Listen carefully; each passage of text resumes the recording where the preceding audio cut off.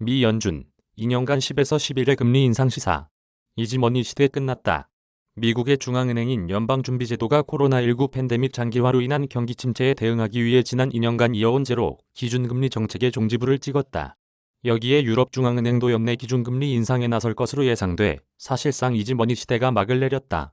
연준은 15에서 16일 연방공개시장위원회 정례회의 회의를 마친 후 현재 0.00에서 0.25%인 기준금리를 0.25에서 0.50%로 0.25%포인트 인상한다고 밝혔다. 2020년 3월부터 2년간 유지한 제로 금리 정책의 종료를 선언한 것.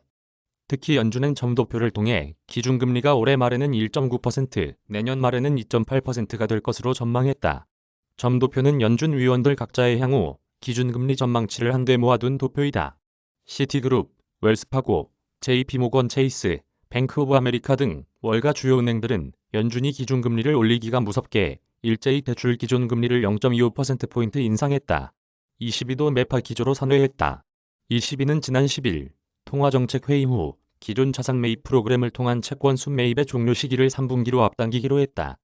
중기 인플레이션 전망에 따라 달라질 수 있다는 단서를 달았지만 10월부터 AAP를 통한 채권 순매입 규모를 종전 수준을 유지하겠다고 한 지난달의 입장과는 온도차가 극명해졌다.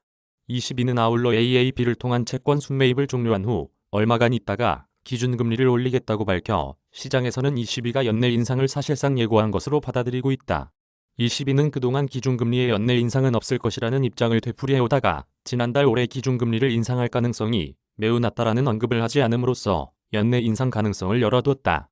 22의 매파위원으로 알려진 클라스 크노트 네덜란드 중앙은행 총재는 지난 17일 저로서는 4분기 한 차례 인상이 현실적인 기대라면서도 인플레이션 전망치가 다시 오른다면 두 차례 인상도 배제할 수 없다고 말했다.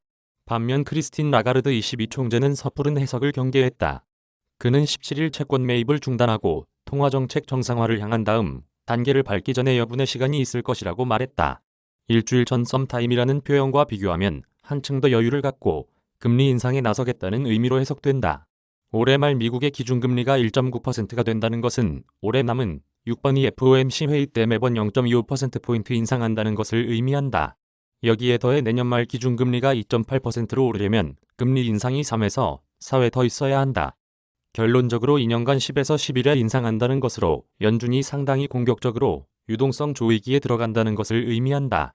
이 같은 흐름은 2008년 세계 금융위기 직후 도입한 제로 금리에서 벗어나 2015년 12월에서 2016년 12월까지 긴축에 들어갔던 시기보다 더 매파적인 것이다. 당시 연준은 3년에 걸쳐 기준금리를 9차례 인상했다. 회계법인 그랜트 손턴의 다이앤스 원크 수석 이코노미스트는 연준은 지금 인플레이션과 전쟁에 나섰다며 수십 년 만에 가장 공격적인 금리 인상으로 인플레이션을 낮추려고 한다고 설명했다. 한편 연준은 내년 실업률 전망치를 올해 전망치와 같은 3.5%로 제시했다. 기준금리를 그렇게 올리는데도 고용시장엔 큰 변화가 없을 것이라고 가정한 것이다.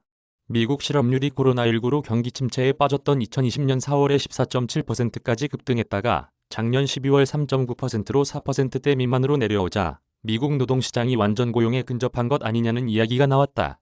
3.5%는 그보다 더 낮은 실업률이다. 이에 대해 도이체방크 증권의 매슈 루제티 수석 이코노미스트는 언젠가는 연준은 실업률을 더 높이든지 더 높은 인플레이션을 수용할지 선택해야 할 것이라고 말했다.